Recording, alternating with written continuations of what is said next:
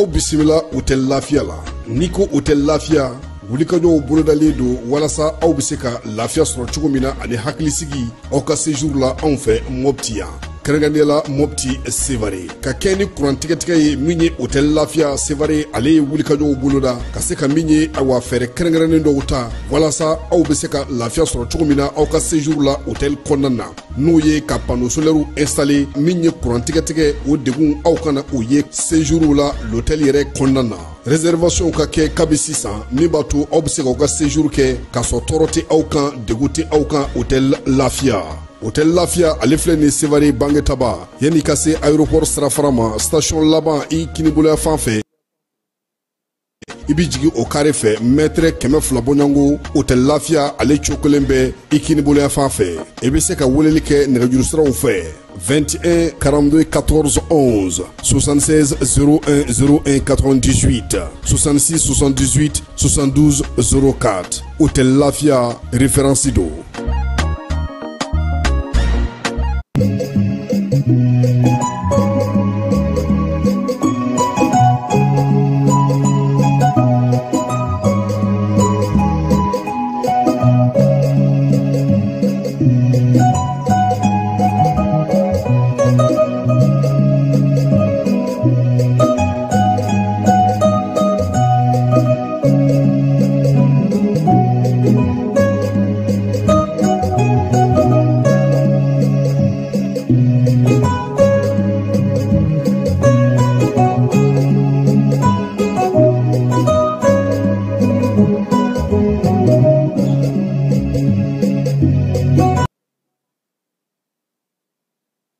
Ametenela septembre kalo klitan duru samba fla ani mugan duru ka aw fo ka ko ɲumandɔn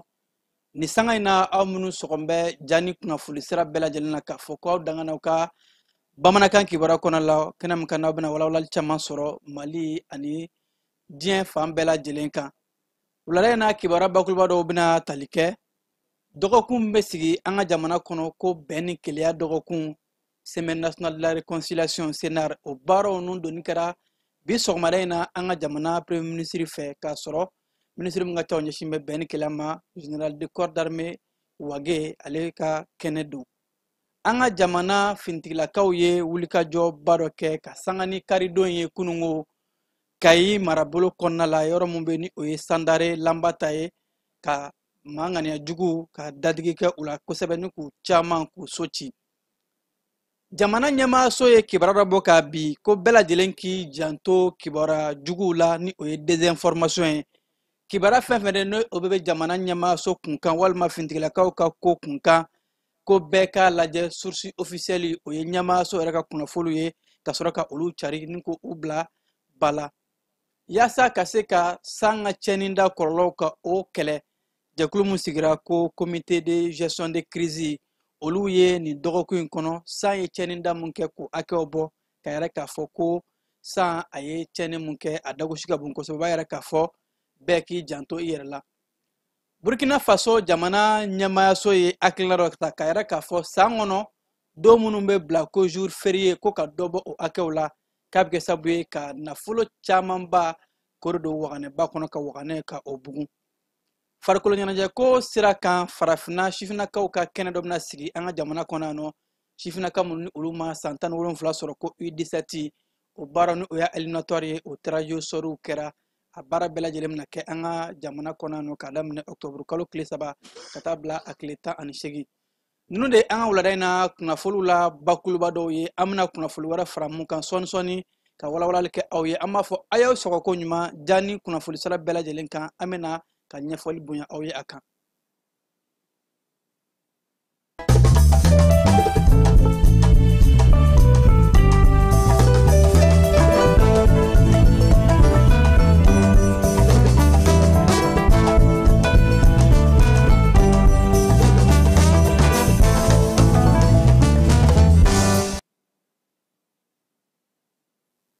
An bɛ foli kurakuraya ka da aw tulo kan ni sanga in na aw minnu sɔgɔn bɛ jani na. I n'a fɔ an kun ɲɛkulo la sɔmi cogo min na an donkan kɔnɔna la Semaine nationale de réconciliation ni o bɛ tali kɛ dɔgɔkun kelen mun bɛ ta k'a kɛ bɛn ni keleya ye ani cɛfɔ ni kanbɛ an ka jamana kɔnɔ o baaraw nun donna bi sɔgɔmada in na CCB kɔnɔ baara mun n'a kolobonkarili kɛra an ka jamana premier ministre général division Abdoulaye Maïga kɛnɛ mun n'a bɛ latigɛ bɛn ani cɛfani kan bɛ ministre so fɛ ni o ye ministère de la réconciliation nationale ye général de corps d'armée Ismaël Wage ale n'a ka cɛbalenw ɛrɛla k'a fɔ ko ɲina san ta kumakun bɛna kɛ an ka ladalakobaw olu bɛ kɛ sababu cogo di ka bɛn ni keleya ka sinsin AES jamanaw bɛɛ lajɛlen kɔnɔna la semaine min kɔnɔ ni ko camanba de bɛna kɛ marabolo kɔnɔnaw la sifinnakaw ka koɲɛw musow taw farikolo ɲɛnajɛ o n'a ɲɔngo caman kuma minnu n'a bɛ fasodenya ani bɛn ni keleya o hakili falen ni o kalanbulonw o bɛna kɛ maaw kun yaasa ka se ka ni dɔgɔkunba min b'a ta ko naaninan na ka a laɲɛnɛmaya a nafa ye mun ye o ka se ka sɔrɔ Mali jamana kɔnɔ ni o de ye bɛn ni keleya ye o kɛnɛ in ka kebamte fan fɛ mun bɔra o la an ka jɛ an k'o dɔ lajɛ. An ka jamana ɲɛmɔgɔ tɔgɔ la le général d'armée Assimi Goïta an bɛ aw bɛɛ fo ka waleɲuman dɔn o tɛmɛnen kɔ a tɔgɔ la an bɛ an fa n'o Ousmane Isufi Maïga n'a ka commission ani ministre de la réconciliation n'a ka le général du corps d'armée Ismaël Wage n'a baarakɛɲɔgɔn ma o ye cɛsiri fɛn fɛn kɛ bɛn ni keleya kɔnɔ an ka jamana kɔnɔna la. Je crois qu'on a depuis le 31 décembre 2023, on a déjà dit que Beni Keleya, Ateta, on a quand Ereko, on croit au Beni Keleya Kuma, quand on a ce que Kasso Moro Damadola, Urinani, dialogue intermalien, en 2024, on a Beke au Konala, en 2025. Je crois que la commission Moussigira 5 ans, où les Barachamange au Konala Kosovo. Aka kanfran nga miri na jigi ke ka fo nango kame fen fen yina chamante fanga konala no e kam malikura ko sigi senga a Josin Fro o e Beni Keleya ateta o kochko shida ikor que ala ere ka seba konala aida na ka fo jamna shite jina mun tale menye kasro Beni Keleya ma sabati o jamana konala donc va ira ka fo albi barato be ko fe chamankera mais à Tétamou, vraiment, bien à Chesney. En Bengan, on a quelqu'un, on a coton tala, on a boulot d'ignon, on a Mali Pramuna, Chala fait, et au second novo. On a ministre fou, Kassurasi fou. Une transition m'influence, n'a pas un coup fort au Ladia Malidembe. Moramou me coca, nous siglembe, Moramou nous vekono. Nous sigilen bɛ yan ko ladiya bɛɛ ma ko n'i ko ko surasiw ko donsow n'i ko ko donsow i ko ko surasiw surasiw tɛ bɔ donsow la donsow tɛ bɔ surasiw la. Ne kelen ye. Fɛn dɔ bɛ Amadi Jalaki kun bɔ mais a tɛ wɛrɛ cɛ kun bɔ sigika kuma bɛ donsow ni surasiw ni ɲɔgɔn cɛ mais kɛlɛ t'u cɛ. Surasigɛ bɛ to yɔrɔ min donsokɛ bɛ to yen donsokɛ bɛ to yɔrɔ min na surasigɛ bɛ to yen. Jugu o jugu bɛ yen n'o bɛ jamana la jugu o jugu bɛ yen n'o bɛ surasiw la. O jugu kelen o ye donsow jugu ye jugu o jugu bɛ yen n'o bɛ donsow la o jugu kelen o ye surasiw jugu ye. Mali dugukolo kan maaw donna ɲɔgɔn na Jalo ye ne bɛ bɔ Ɲoro Jalo bɛ Ganadugu Jalo bɛ Tombouctou Jalo bɛ Mopti Jara bɛ Sikaso a bɛ Segu o jara kelenw ka mɔgɔw bɛ Tombouctou fɛngu ni kuntalakaw cɛ ni maa min bɛ histoire dɔn. Dina kɔnɔna na Bitɔn ba kun ye silamɛya ye misiri jɔ a ye mais a yɛrɛ kun tɛ diina mɔgɔ ye et donc o jamana nin o b'a yira k'a fɔ fɛn dɔ y'an kɛ kelen ye n'a bɛ fɔ a ma sɔklo o tɛ se ka kɛ dancɛ ye jamu tɛ se ka kɛ dancɛ ye donc fɛn dɔ de b'an bɛɛ kɛ kelen ye n'o ye malidenya ye. ɲinan ta bɛna kɛ koba de ni ala ka jɛ ye parce que an bɛ année de la culture de la n t'a dɔn ni bɛɛ hakili b'o la donc an b'o de kɔnɔ hali bi ni nin semaine fana farala kan bolodi ɲɔgɔnma ni bɛɛ ma fɛn min ɲa foyi tɛ se ka o ɲa quoi donc an m'an seko bɛɛ lajɛlen kɛ en tant que artiste an bɛ bɛɛ de wele i ye bɔbɔ ye o i ye fila ye o i ye maraka ye i ye fɛn o fɛn an bɛɛ de ye Mali ye ni nin ko nana an bɛɛ bɛ wuli ka jɔ de. An bɛ taa lakanako bunakun kan an ka cɛfini tabaw kununko kari septembre kalo tile 25 u ye baaraba dɔ kɛ Kayi marabolo kɔnɔna la kɛrɛnkɛrɛnnen la buguda mun bɛ ni o ye Sandare Lambatara o kɔnɔna la wolomasiri tabaw ka ɲɛmaaba ka fɔ la ko cɛfini tabaw ka wulikajɔ n'u ka sɛgɛsɛgɛliw kama u ye kulu marifatigi bamanciya ni juguya kɛwale tigilamɔgɔ dɔw k'u ka daga ci ni ka bamanciya tigilamɔgɔ mɔgɔ 10 ani kɔ caman ka olu bɔnɛ o nin na ko plusieurs dizaines de personnes ala k'a fɔ ko wolomasiri tabaw ka nin wulikajɔ in kɔnɔna la u ye maa ninnu ka dagayɔrɔ ani u ka maramafɛnw ka o caman ka o fɛnɛ tiɲɛ ani fo ka taa se an ka sanfɛ kɛlɛcɛ minnu bɛ yen nɔ olu fɛnɛ ka wulikajɔw ka fara dugumacɛw kan bɛɛ lajɛlen de bolo ɲɔgɔn ma yaasa ka se ka nin baaraba in kɛ a yɛrɛ la k'a fɔ ko nin wulikajɔ in kɛra sababu ye maa minnu bɛ munumunu salo la Kayi marabolo kɔnɔ walima taamadenw ka se ka lafiyada di olu ma ko halisa an ka cɛfini tabaw k'u bɛ baara la Kayi marabolo kɔnɔna la yaasa ka se ka marabolo ninnu kana ka se ka dugudenw bila u k'u ka munumunu salo kɛ lafiya kɔnɔ duguma kɛlɛcɛw fara sanfɛ kɛlɛcɛw kan k'u kɛmɛ k'u bolo fara ɲɔgɔn kan yaasa ka se ka wulikajɔ ninnu bɛɛ lajɛlen kɛ wolomasiri tabaw ka ɲɛmaaba ale ka kɔrɔfɔw la an bɛ to kanako bunakun kan an ka jamana ɲɛmaayaso gouvernement olu ye bataki dɔ bɔ bi ko k'a yira k'a fɔ ko bɛɛ k'i jantu yɛrɛ la bawo ko kibaruya kolon de kɛn bɛ ka jamana minɛ bi n'a bɛ wele ko désinformation kibaruya mun n'a kun ti dɔwɛrɛ ko ka na ni farafarali ye walima ka sira ni yira ka o don malidenw olu hakili la an ka cɛfini tabaw k'u bɛ baara mun na ɲɛmaayaso ka kɔrɔfɔw la ko bɛɛ lajɛlen kan ka i janto kibaruya la ni waati in na ŋunuŋunukan minnu bɛ bɔ walima kunnafoni jugu minnu bɛ cari bɔlɔlɔsiraw sanfɛ ko maa si kana kɛ o kunnafoni ninnu caribaga ye bawo ko maa mun bɛ yen nɔ ni e y'o cari o y'i faralen juguw de kan kunnafoni mun ni an b'a partager an ka réseau siraw sanfɛ ko an k'an janto o la kosɛbɛ ko kunnafoni fɛn fɛn de bɛ finitigilakaw ka gun kan finitigilakaw ka kɔɲɔw bɛɛ lajɛlen u ka sira minnu bɛ yen nɔ ni olu ye jamana yɛrɛ ɲɛmaayaso ka siraw ye ni a caman fɛnɛ bɛ bɔlɔlɔsiraw sanfɛ ko kunnafoni an ka o ta o de kan ka se ka o cari jamana ɲɛmaayaso ka fɔlɔ yɛrɛ k'a fɔ gouvernement yɛrɛ ka kunnafoni sɔn ni o ye sigma ye o ye kunnafoni ɲiniyɔrɔ dɔ ye ni olu bɛ source officielle kɔnɔ fo ka taa se ORTM jabarani ani finitigilakaw DIRPA olu ka bɔlɔlɔsira forces armées maliennes fo ka taa se kunnafoni gafe ESOR ko ninnu kunnafoni sira ninnu ni o ye jamana ɲɛmaayasow ka kunnafoni diyɔrɔbaw ye ka fara tɔw kan ko n'an bɛ kibaruya fɛn fɛn ta a ka kɛ kunnafoni jɛlen jolen ye an ka bɔ nin source ninnu kɔnɔna la yaasa ka se k'o kibaruya cari ko n'o kɛra ni bɛɛ lajɛlen farala ɲɔgɔn kan kunnafoni ko la o b'a to an bɛ kunnafoni jugu kɛlɛ ani fo ka taa se kunnafoni yɛrɛ n'a latika n'o bɛ bɔ ɲɛmaayaso yɔrɔ maaw b'o ta ka baara kɛ n'o ye ka se ka bɛn ni keleya ni lakana sinsin an ka jamana kɔnɔ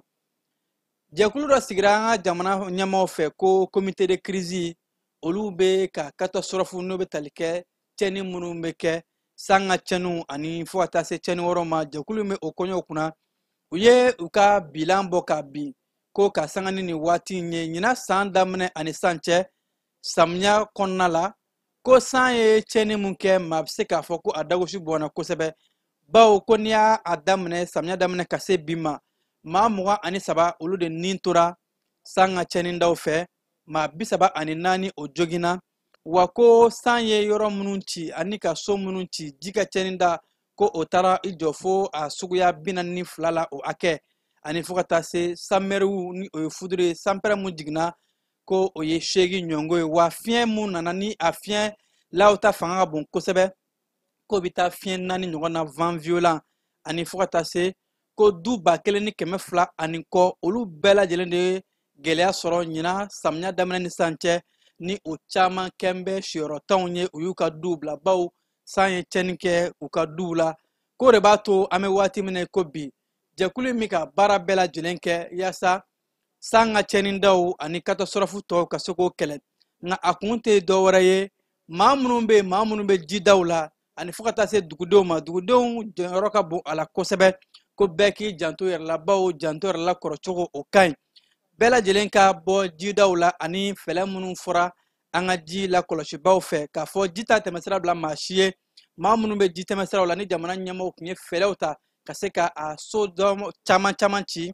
yaasa ji ka se ka tɛmɛ ani fɛlɛ wɛrɛ minnu bɛ yen jamana ɲɛmaaso kɛn bɛ ka musagaw de bila maa minnu bɛ gɛlɛya sɔrɔ ka se ka dɛmɛ don u ma baloko sira fɛ finiko ani ka kunsɔrɔ yɔrɔ ɲini u ye wa ko wulikajɔw bɛɛ lajɛlen ka kɛ ɲɛmaaw fɛ maa minnu ye gɛlɛya sɔrɔ ka se k'u dɛmɛ nka ko maaw de kan ka u janto u yɛrɛ la bɛɛ lajɛlen kan ka fara jamana ɲɛmaaw kan yaasa an bɛ se ka san ka cɛnni da kɔlɔlɔ k'o kɛlɛ cogo min na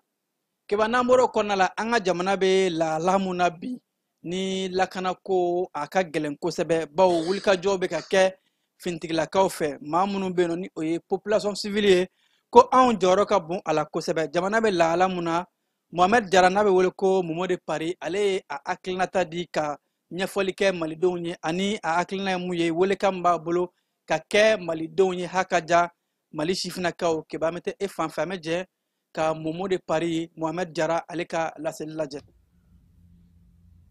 An balimaw an b'aw bɛɛ lajɛlen fo aw sigiyɔrɔw la. Bi ye lundi le 15 septembre 2025 dante foli min na an b'o lase aw ma. An b'an ka armée cɛbaw fo ka musobaw fo aw ni ce bɛɛ di la jamana in ye. N balimaw ne delila k'a fɔ aw bɛɛ lajɛlen ɲɛna yan n ko an bɛ kɛlɛ min na n ko maliyɛn fanba ma kɛlɛ in faamu. Mɔgɔw kɔni ɲɛ b'a la jamana bɛ kɛlɛ la, mɔgɔw ɲɛ b'a la ko banbagaciw bɛ ka na jamana in kɔnɔ, u bɛ ka don villagew kɔnɔ, u bɛ ka menaces kɛ. Mais kɛlɛ in yɛrɛ kunkun n'a ɲɛɲɛ k'a bɔ ɲɔgɔn na caman ma o kɛ fɔlɔ. Banbagaciw u bɛ ka menaces fanga bonya nin waati la. U bɛ jɔn ka baara la, nanzaraw ka baara. Nanzaraw ka laɲini ye jumɛn ye?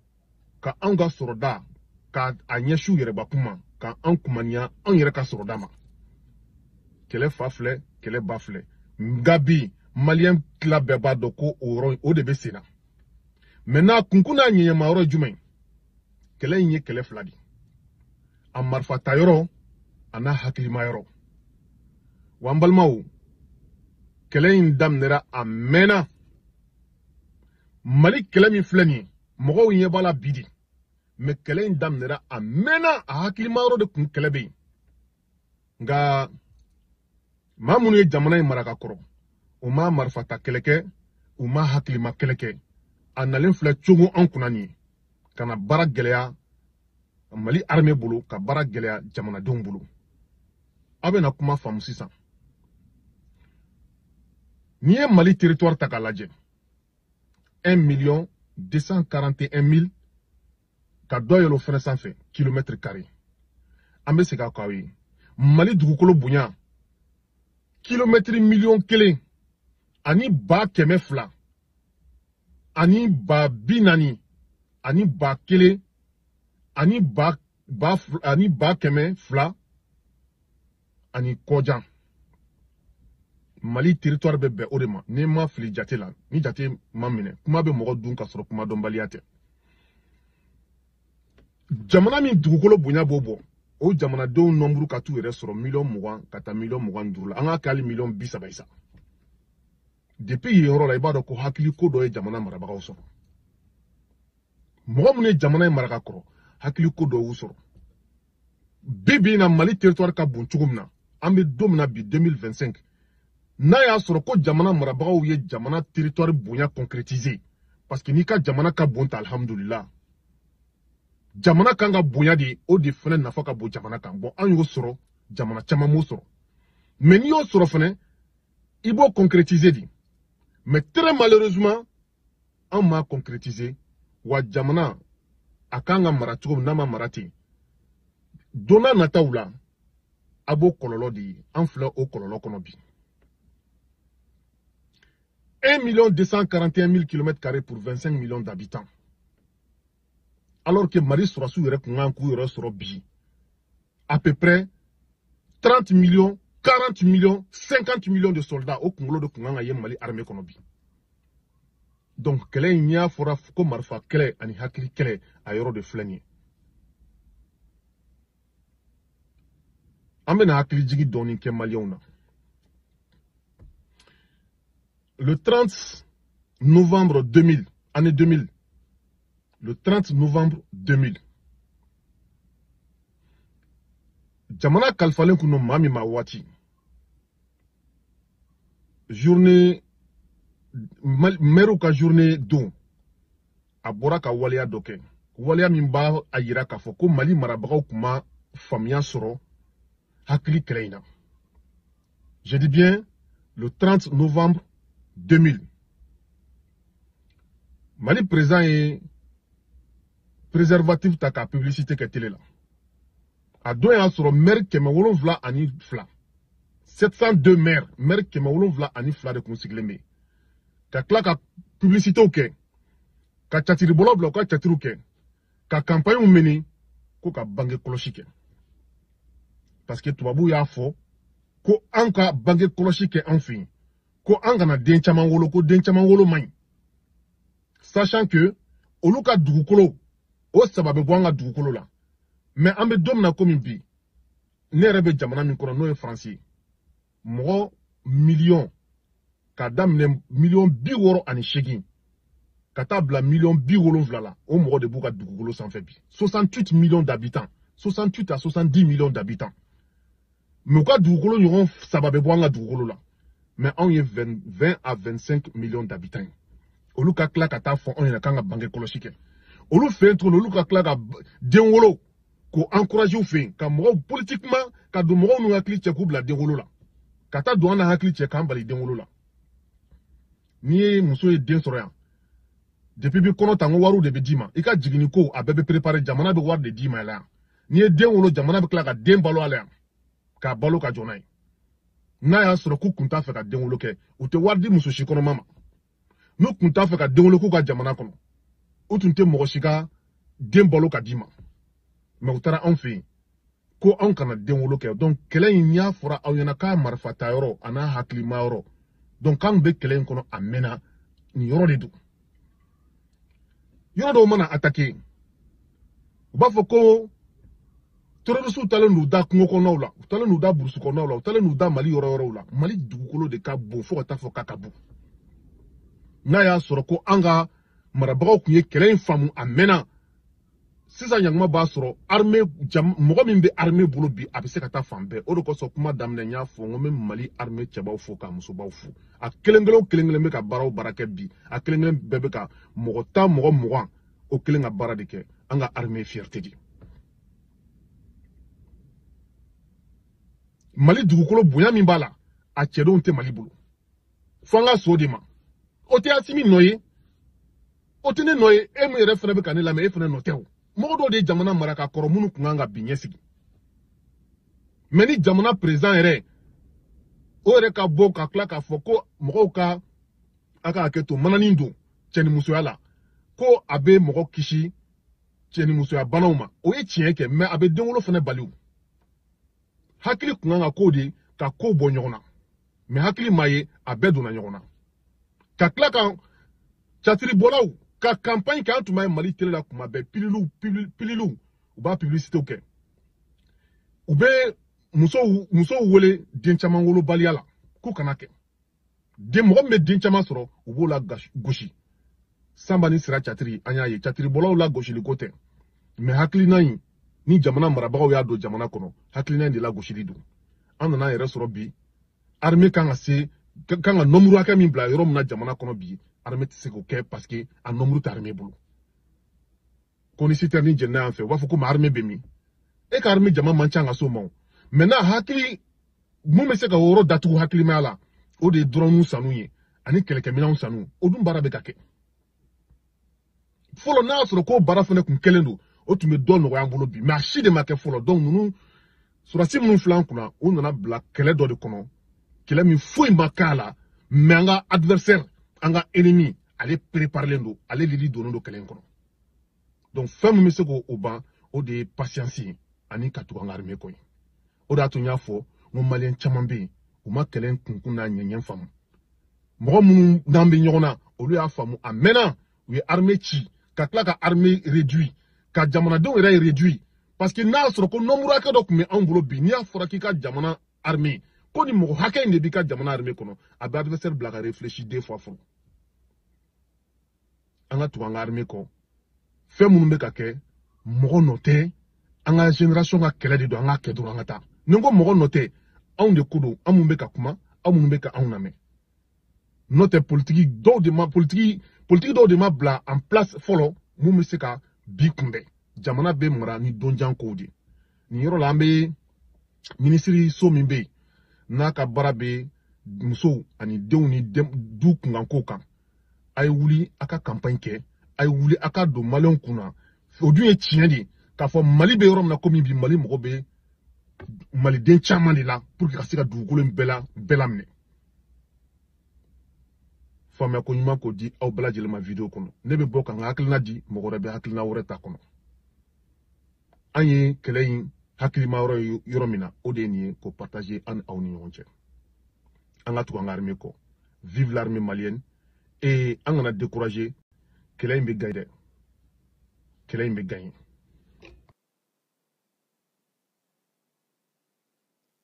an ka marabolo kɔnɔna kibaruya kɔnɔna la jorokaw bara sifinnakaw ye jirituru baara dɔ kɛ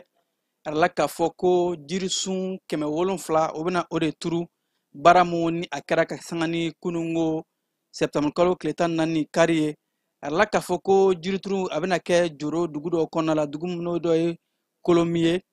ko jirituru min bɛ kɛ sabu ye ka se ka an ka kungo lakana ni ka ja kɛlɛ o wulikajɔw ni o baaraw bɛ ka kɛ joro sifinnakaw fɛ Buguni marabolo kɔnɔna la ka saga ni sibiri septembre kalo tile 13 ye fɛn mun ye bugunikaw ye olu ye faso sifin so ni o ye an danbe ni an ladalakow ye ka saga ni san 2025 seko ni dɔnko san o baaraw le ala k'a fɔ ko bugunikaw olu ka ladalafɔliw ani fo ka taa se ladala dɔn o de kɛra sababu ye ka se ka nin kɛnɛ belebeleba in kɛnɛ mun ni a bɛ an danbew kofɔ arala k'a fɔ ko faso sifinko o mun bɛ an danbe maaya ani fo ka taa se ɲɔgɔnminɛ ni ɲɔgɔn jigitigiw maakɔrɔba bonya ani kan dalakan na bato ko o bɛ o tabiya ɲumanba ninnu ni olu ye an ka jamana danbekɔrɔba ye maa si man ka maga foroba nafolo la ani fo ka taa se jamana kɔnɔden bɛɛ lajɛlen kan ka ɲɔgɔn kanu maa man ka kɛ sababu ye ka joli bɔ i maa ɲɔgɔn na ko nin danbeba minnu bɛ yen n'a dira mali sifinnakaw ma o ka faamu a bɛ kɛ sababu ye bɛn ni basigi bɛ sinsin an ka jamana kɔnɔ kayikaw bara sifinnakaw ka jɛkulu minnu bɛ yen nɔ ni o ye CNJ ye a ɲɛmaaw fo ka taa se a secrétaire général ma kalanbulon dɔ kɛra olu kun kalanbulon mun n'a baaraw daminɛna bi sɔgɔmada in na k'a kun tɛ dɔwɛrɛ ye sifinnakaw ka jɛkulu ninnu olu ɲɛmaaw bɛ se ka kɛ basi karamɔgɔ cogo min na ani u bɛ se ka faso ɲɛta baaraw hakaja marabolo ɲɛta kumaw ka o fɔ cogo min na ani fo ka taa se ka sifinnaka tɔw ka olu wele ka taa bɛn ni keleya ani faso jɔ o baaraw kɔnɔ gawukaw baara jolidi baara dɔ kɛra ka sanga ni sibiri dɔn ye u ka kɛnɛyaso mun bɛ o kɔnɔna la yɛrɛ la k'a fɔ jɛkulu mun bɛ n'a bɛ wele ko kamork olu de ye nin jolidi baara in bila sen kan ko jolidi min bɛ kɛ sababu ye ka se ka maaw ka u ni na kisi u y'a yɛrɛ k'a fɔ k'u ka jolidi a bɛ kɛ bilankɔrɔ ye ka bila maa minnu ni kɛnɛyako la n'olu mako bɛ joli la u ka se ka joli sɔrɔ ka sɔrɔ a ma kɛ ni gɛlɛya ye yɛrɛ la k'a fɔ nin jolidi baara in kɔnɔ k'u sera ka pɔsi 39 ka se ka o dilan k'o di kɛnɛyaso ma CSREF ɲɛmaaso olu y'u ka foli ni tantoli ta ka ɲɛsin ni jɛkulu in ma u ka nin fasodenɲumanya baara in na kajolokaw bara dugu min bɛ ni o ye fɛngolo ye yɛrɛ la k'a fɔ ko bagan pikiri yɔrɔ dɔ o dayɛlɛla yɔrɔ mun n'a bɛ kɛ sababu ye ka se ka bagan banabaatɔw ka se ka taa piki walima ka furakɛli tɔ kɛ baganw na bawo ko nin yɔrɔ kofɔlen a ko kun bɛ fɛngolokaw la fɛngolo ni o bɛ furu komini kɔnɔna la kajolo cercle arala k'a fɔ ko nin bagan boloci yɔrɔ in k'a bɛ kɛ sababu ye misi ani fo ka taa se saga bagan n'a ɲɔgɔn caman bagan maralaw ko ka lafiya daba di u ma a bɛ se ka kɛ yɔrɔ u bolo olu bagan maralaw yɛrɛ ka se ka u kunsɔrɔ yɔrɔ sɔrɔ cogo min na ani ka fɛlɛn dabali kɛ o ni bagan dɔgɔtɔrɔ bɛ se ka ɲɔgɔn sɔrɔ yɔrɔ min na ka se ka baganw furakɛ baganw ka banaw caman k'u b'u la u ka nafa sɔrɔ ka baganw na yɔrɔsokaw baara yɛrɛ la k'a fɔ ko taji sɔngɔ gɛlɛyalen don an bɛ don min na ko bi bawo ko ka sanga ni septembre kalo tile 14 ye ko taji litiri bɔra 150 la essence ko ka taa a yɛrɛ sɔrɔ 220 na ni waati in na ko essence a bɛ ka dɔgɔya kosɛbɛ yɔrɔso ni o bɛ Kucala marabolo fɛ yɛrɛ la k'a fɔ ko yɔrɔsokaw bara station minnu bɛ yen nɔ u kɛn bɛ ka yɛrɛ k'a fɔ ko olu tɛ ka taji sɔrɔ u kun kan ka taji hakɛ min sɔrɔ a tɛ ka sɔrɔ bawo ko nin waati in na ko gɛlɛya mun bɛ yen ka sabu kɛ lakana ko gɛlɛyaw ye ko taji donni bɛ ka gɛlɛya kosɛbɛ o de b'a kɛ sababu ye ko yorosokaw bɛ ka gɛlɛya sɔrɔ taji ko la ni ka dɔ fara a sɔngɔ kan an ka jamana kɔkan kibaruyaw kɔnɔna la Burkina Faso jamana ɲɛmaayaso olu ye hakilina dɔ bila sen kan ko ka don minnu bɛ yen nɔ ni jamana ɲɛmaayaso bɛ a donw some k'a fɔ ko baara tɛ yen wa a sara bɛ kɛ san kɔnɔ don 15 de kun don Burkinakaw bara nka k'u ye don 4 bɔ a la k'a tɔ kɛ don ka kɛ 11 ye a yɛrɛ k'a fɔ don 4 min bɔra la u ka sɔrɔ bosoda minisiri ka kɔrɔfɔw la ko san tɛmɛnen san 2025 olu ka jateminɛliw kɔnɔna la don minnu bɛ bila k'a fɔ ko chômé et payé a bɛ musaka mun tiɲɛ waganɛba ye ko a bɛ se ka t'i jɔ fo sefa wari miliyari 60 ani kɔjɔn na ko de b'a yira k'a fɔ a ka kan don dɔw ka se ka bɔ don chômeliw na ni o ye baara tɛ kɛ don min kɔnɔ la u y'a yira k'a fɔ ko olu ka jateminɛliw bɛɛ kɔnɔ conseil des ministres senfɛ u ye hakilina mun ta ko ni nin don ninnu n'a bɔra 15 la ka kɛ 11 san kɔnɔ k'a bɛ sɔn ka kɛ sababu ye ka sefa wari miliyari 17 jateminɛkɛlaw ani sɔrɔ bosobagakɛlaw ka fɔ la ko a b'o de ladon waganɛba kɔnɔ la ko b'a yɛrɛ k'a fɔ don minnu bɛ yen n'u y'a ye k'a fɔ olu bɛ se ka bɔ a la u bɛna o don kɛ k'a fɔ u tɛ chômé bilen baara bɛ kɛ o don kɔnɔ k'a don bɛ dɔw bɛ tali kɛ u ka 3 janvier ni o ye indépendance fɔra don min na ani fo ka taa se ko journée des martyrs octobre kalo tile 31 ani ko don min Blaise Compaoré ale ye fanga bila ani lundi de Pâques k'o bɛna nin don 4 ninnu de bɔ a la yaasa ka se ka waganɛ ka a bugun Congo RDC jamana kɔnɔna la yɛrɛ la k'a fɔ ko baton dɔ bɔra ka bin baton mun n'a tun bɛ ka bɔ Équateur kɔnɔna fɛ o kɛra sababu ye ko ka maa 86 k'o bɔnɛ a nin na kɔrɔfɔ in a dayɛnɛmara jumadon u ka kunnafoni siraw olu dɔw fɛ Togo jamana ɲɛmaayaso kɛmɛ ka yɛrɛ k'a fɔ ko olu ye nanzarala jamanaw wele bawo ko Togo ka den dɔ tun bɛ yen nɔ maa mun ni ale fan kelen bɛ bɔ Ireland fan kelen ye Togolɛ ye k'u kun kɛmɛ ka a lasago Bruxelles kɔnɔna la k'a sɔrɔ a n'a man kan o de la ko Togo wasadenw u y'a laɲini k'a fɔ ko ni maa kofɔlen ni o ye Abdulaziz Goma ye a ka se ka bila ka bɔ nanzara jamana kɔnɔ n'a fɔ sariya b'a fɔ cogo min ko ka na n'a ye Togo jamana kɔnɔna la yaasa ani mun ka kan a ka se ka kiri Togo ka kiiritigilamɔgɔw yɛrɛ fɛ Malawi jamana kan ka jamanakuntigi sigi karataw ko o labɛn tarata don nata in ni o ye sini ye a yɛrɛ la k'a fɔ ko Malawi kɔnɔna la gɛlɛya caman bɛ yen nɔ an bɛ don min na ko bi ko n'a dɔw bɛ tali kɛ sɔrɔko gɛlɛya ani ko fo ka taa se baloko ni tajiko gɛlɛya bɛɛ lajɛlen ko kalata ka labɛn o waati kɔnɔna la ka a bɛ maa kamana gan Algérie jamana ɲɛmaa ni o ye Abdelmadjid Tebboune ye a ye yɛlɛma dɔ don a ka fanga ɲɛmaayaso la a ka jamana premier ministre ni o ye Sifi Gref ye a ye ale bila ani fo ka taa se a ka gouvernement ni ka o ci a yɛrɛ la k'a fɔ ko